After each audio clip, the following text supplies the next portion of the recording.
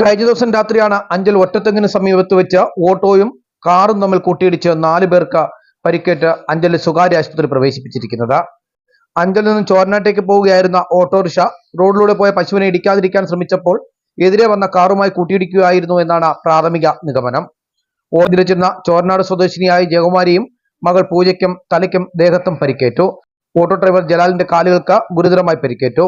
കാറിൽ യാത്ര ചെയ്തിരുന്ന പനയഞ്ചേരി സ്വദേശിനിയായ സജീനയ്ക്കും പരിക്കേറ്റതിനെ തുടർന്നാണ് 4 പേരെയും അഞ്ചലിലെ സ്വകാര്യ ആശുപത്രിയിൽ പ്രവേശിപ്പിച്ചത്. സംഭവത്തിൽ അഞ്ചൽ പോലീസ് മേൽ നടപടികൾ സ്വീകരിച്ചു വരുന്നു.